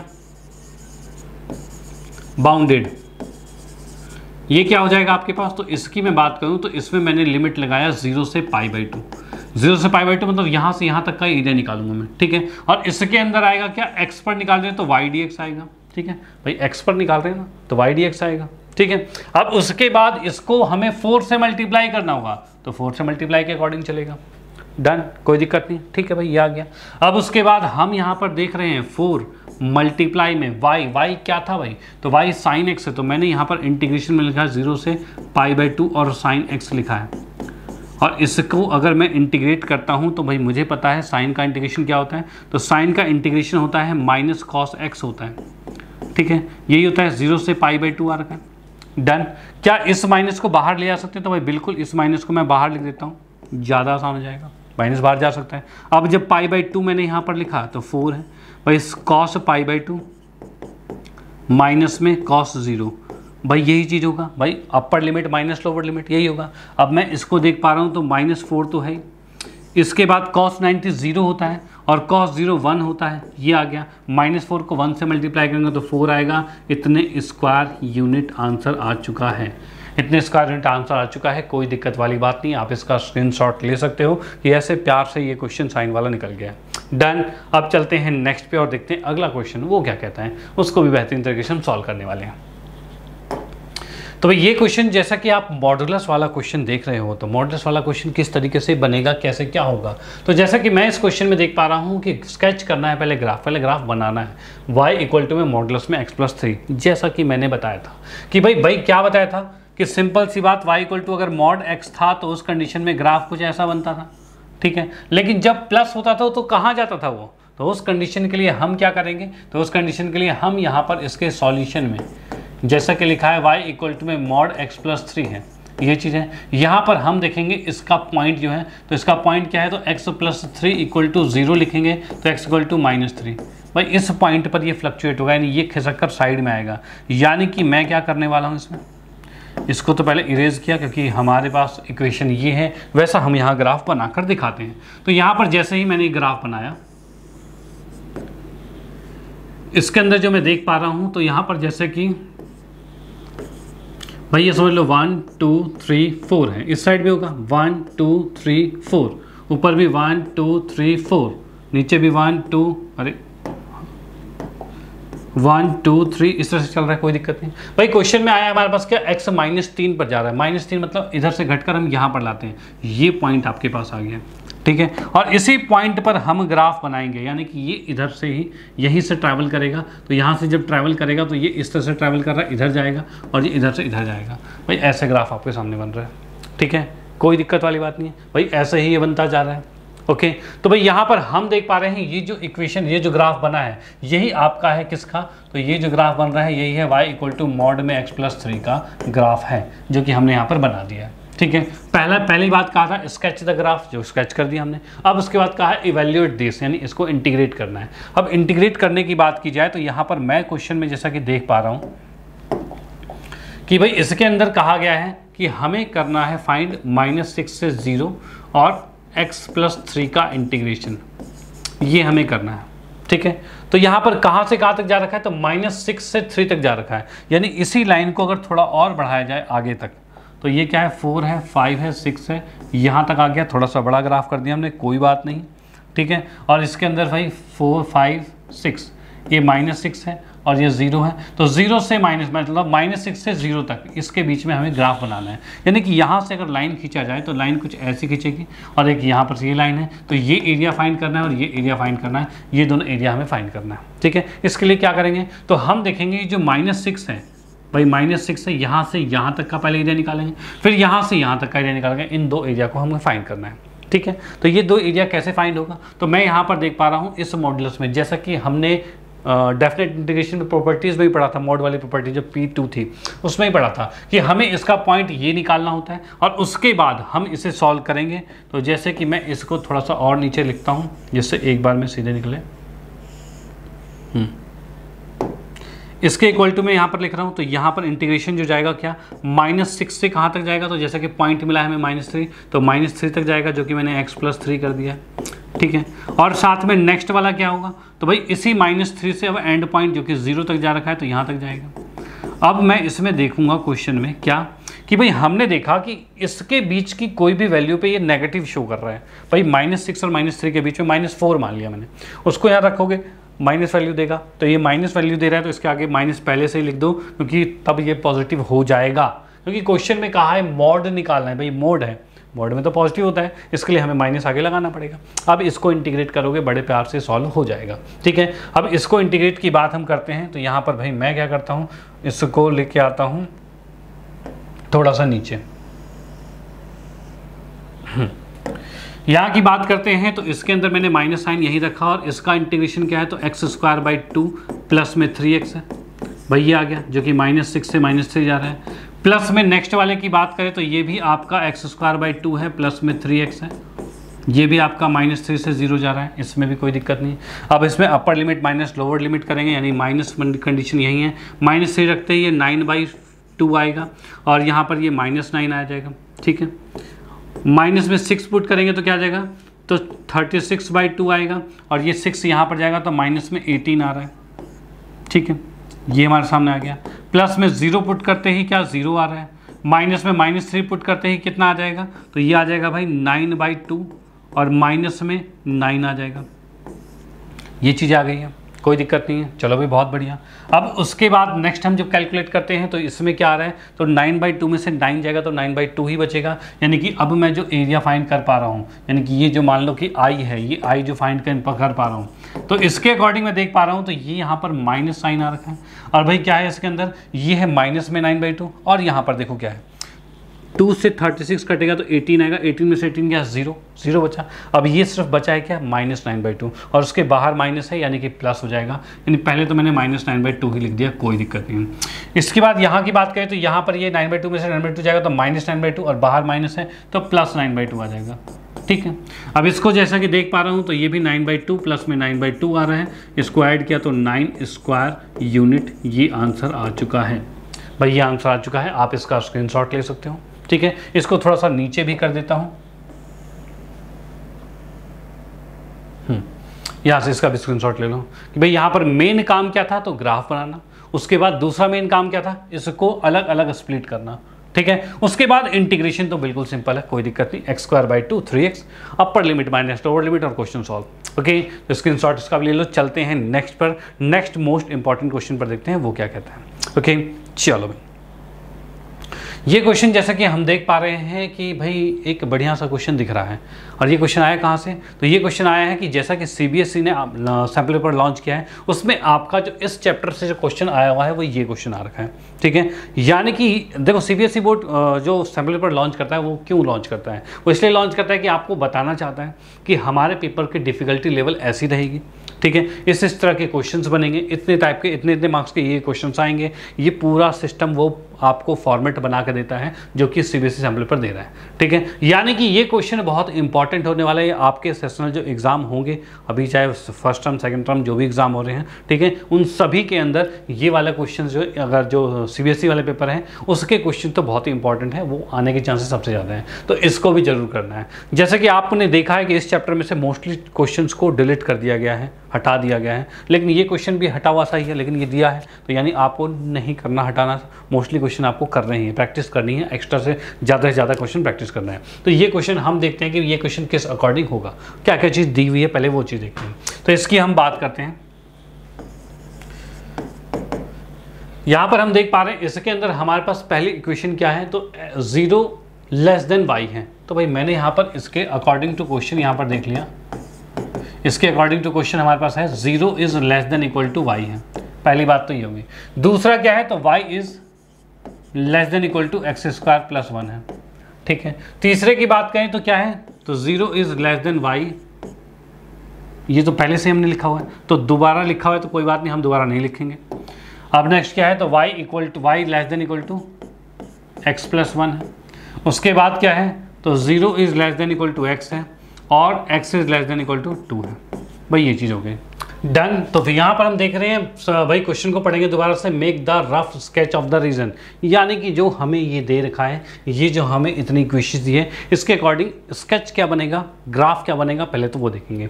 उसके बाद फाइंड एरिया, एरिया में फाइंड करना है of the region using the method of integration, यानी इसके वजह से जो बाउंडेड रीजन हमारे सामने बना है उसका एरिया हमें फाइंड करना है, वो भी इंटीग्रेशन की हेल्प से।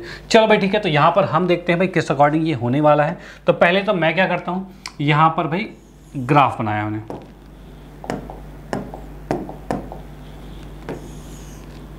ये कुछ ग्राफ ऐसा बन गया, डन। ये चीज़ हमारे सामने आ चुका है। अब इसके अंदर मैंने लिखा है क्या क्या चीज़ लिख दी भाई यहाँ पे, तो यहाँ पर जैसे कि हम देख पा रहे हैं y is greater than 0। y is greater than 0 का मतलब होता है कि ये बात कर रहा है पॉजिटिव y की। ठीक है, x इज़ ग्रेटर देन 0 यानी कि ये बात कर रहा है पॉजिटिव x की, यानी इसके अकॉर्डिंग यहाँ पर जो आपके सामने लाइन है इसके अंदर जैसे ये x और ये y है, तो ये y नीचे नेगेटिव ऊपर पॉजिटिव, तो ये सिर्फ y पॉजिटिव कह रहा है यानी इस लाइन की बात कर रहा है, और ये x पॉजिटिव कह रहा है यानी कि वो इस लाइन की बात कर रहा है। इन्हीं दोनों के अंदर यानी इस रीजन में आपका आंसर आने वाला है, याद रखना। ठीक है, इन्हीं दोनों से बाउंडेड है, मतलब यहाँ आंसर आएगा। तो इसको तो पहले मैं हटाता हूँ। ठीक है, ये भी दोनों लाइन बिल्कुल यूजेबल है इसलिए लिखी हुई है, जरूरी 0 है तो छोड़ देंगे। ठीक है, तो ऐसी कोई बात नहीं होती है, तो ये भी चीज़ें हमारे पास यूजेबल रहेंगी। अच्छा ठीक है, नेक्स्ट की हम बात करते हैं y is less than equal to x square plus one, यानी y equal to x square. ये कैसा रीजन बनता है y equal to x square वाला? तो y equal to x square की हम बात करते हैं तो ये तो बनता है पैराबोला। इसमें हमने देखा y पर सिंगल पावर है, यानी कि ये y की तरफ बैंड होगा, मतलब ऊपर की तरफ मुड़ेगा। ठीक है, ठीक है भाई। अगर मैं इसमें बताऊं कि अगर यहाँ पर ये 1 ना होता ना, अगर ये 1 ना होता तो ये कर्व आपका कैसा बनता?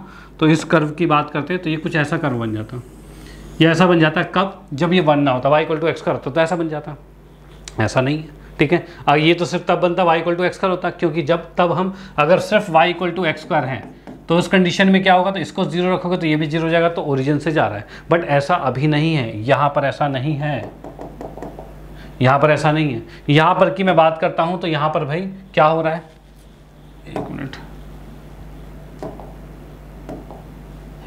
यहाँ पर की बात करते हैं तो +1 भी लिखा हुआ है, यानी कि अगर मैं x की जगह 0 रखता हूँ तो y 1 आएगा। यानी कि यहाँ पर की मैं बात करूँ तो ये थोड़ा सा उठकर ऊपर आ जाएगा, यानी कि मैं इसमें देखता हूँ तो ये 1 है, इसे मैंने यहाँ पर लिखा 1 2 3 1 2 3 4, इधर भाई 1 है 2 3 4, इस तरह से बनता जा रहा है, कोई दिक्कत वाली बात नहीं, डन। ठीक है, अब जैसे कि मैं यहाँ पर देख पा रहा हूँ कि इसके अंदर पैराबोला कैसा बनेगा, तो ऊपर की तरफ पैराबोला बनने वाला है। ठीक है, ऊपर की तरफ पैराबोला बनेगा। ठीक है, अब इसमें देख रहे हैं x की वैल्यू क्या है, तो 0 रखते हैं तो 1 आएगा, यानी कि ये पॉइंट यहाँ पर जाएगा। ठीक है, नेक्स्ट अगर x की वैल्यू 1 रखूँ तो y की वैल्यू 2 आएगी, x की वैल्यू 1 रखे तो y की वैल्यू 2 आएगी, मतलब यहाँ पर से पॉइंट जाएगा। -1 रखूँ तो 2 आएगा, यहाँ पर से पॉइंट जाएगा, यानी इसी के अकॉर्डिंग ग्राफ हमारा बड़े आसान तरीके से, ईजी तरीके से बन सकता है। यहाँ से मैंने ग्राफ बनाया, ठीक है, ये कुछ इस तरीके से बनता हुआ चला गया। ठीक है, ये इस तरीके से हमारे पास बनता हुआ चला गया, डन, कोई दिक्कत वाली बात नहीं है। इसमें थोड़ा सा और मैं सही से बना दूँ,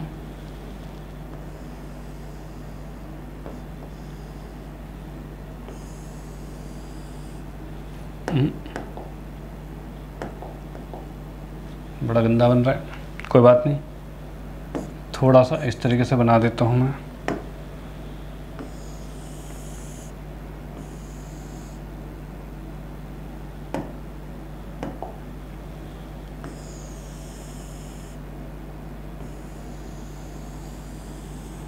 ठीक है, ये मैंने बना दिया, कोई दिक्कत वाली बात नहीं। ठीक है भाई, अब उसके बाद क्या चीज़ें हैं, तो उसके बाद ये तो आया पहले वाले का।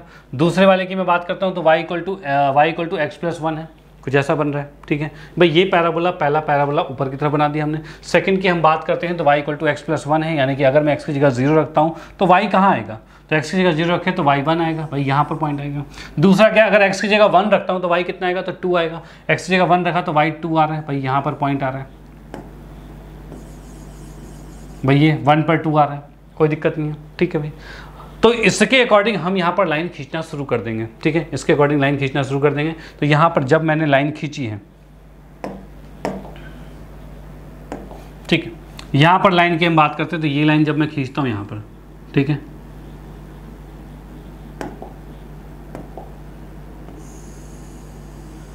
ये लाइन जब यहाँ से खींची गई है, इसके बाद मैं यहाँ पर देख पा रहा हूँ क्या क्या चीज़ें हो रही है, तो ये मैंने खींच दिया। ये लाइन कौन सी आ रही है, तो y इक्वल टू में x प्लस 1 है। ये क्या है, तो y इक्वल टू में एक्स स्क्वायर प्लस 1 है। और उसके बाद नेक्स्ट की हम बात करते हैं, अगला कौन सा है, तो अगले की मैं बात करता हूँ x इक्वल टू 2 है और x इक्वल टू 0 भी है। ठीक है, x इक्वल टू 2 की बात करें तो 2 कहाँ जा रहा है, तो ये 2 आ रहा है, तो इसमें मैं देखता हूँ तो 2 पर कुछ ऐसा रीजन बनेगा, ये बन गया। ठीक है, उसके बाद नेक्स्ट क्या है, तो ये y एक्सिस भी था तो y एक्सिस को मैंने ये लिखा, उसके बाद x एक्सिस भी था तो ये भी लिखा। ठीक है, अब इससे बाउंडेड एरिया हमें क्या दिख रहा है, तो इससे बाउंडेड एरिया की जब मैं बात करता हूँ तो यहाँ पर मुझे जो एरिया दिख रहा है वो ये एरिया दिख रहा है, ये एरिया बाउंडेड दिख रहा है। ठीक है, यानी कि यहाँ पर हम देख रहे हैं ये छोटा सा कट ऐसा है जो कि एरिया में इंक्लूडेड नहीं है, नीचे से निकल गया, नीचे वाला एरिया है, ऊपर वाला नहीं है। ठीक है, चलो भाई बहुत बढ़िया। अब मुझे ये एरिया फाइंड करना है। अब ये एरिया किस अकॉर्डिंग फाइंड होगा, भाई किस अकॉर्डिंग फाइंड होगा, तो यहाँ पर देखो क्या चीज़ है, अगर मैं इसमें देखूँ तो ये 2 तक जा रखा है, भाई यहाँ पर देख पा रहे हैं हम, तो ये वैल्यू जो है वो 2 तक जा रखी है, ये 1 है और ये 2 है। तो अगर मैं 0 से 2 तक इंटीग्रेशन करता हूँ, यानी कि मुझे एरिया निकालना है, एरिया बाउंडेड, इस एरिया की अगर मैं बात करता हूँ तो यहाँ पर अगर मैं लिख दूँ कि 0 से 2 तक लेके जाना है, 0 से 2 तक लेके जाना है, ठीक है, इतना एरिया हमें चाहिए। और इसके लिए अगर मैं लाइन की इक्वेशन ले लेता हूँ, अगर मैं लाइन की इक्वेशन ले लेता हूँ तो उस कंडीशन में क्या होगा, तो लाइन से पूरा एरिया कवर नीचे कर देगा, पूरा एरिया कवर कर देगा अगर मैं लाइन की इक्वेशन लेता हूँ तो लेकिन पूरा एरिया जो कवर करेगा उसमें ये एरिया भी इंक्लूड कर देगा वो।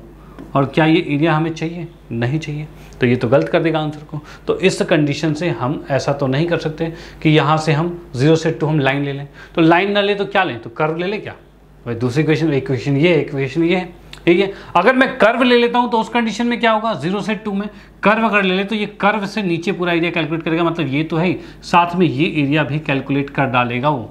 तो क्या वो भी चाहिए? नो, वो भी नहीं चाहिए। तो क्या करें भाई, हम ना कर्व ले पा रहे ना लाइन ले पा रहे, तो क्या करें, तो हम इसको तोड़ेंगे। तोड़ेंगे कैसे? तो तोड़ेंगे ये, तो यहाँ से यहाँ तक, इन दोनों पॉइंट तक, यानी कि मैं देख पा रहा हूँ 0 से 1 तक तो हम कर्व की लाइन लेंगे और 1 से 2 तक हम लाइन की लाइन लेंगे, जिससे कि हमारा आंसर आएगा। तो यहाँ पर मैंने क्या किया, 0 से 1 तक,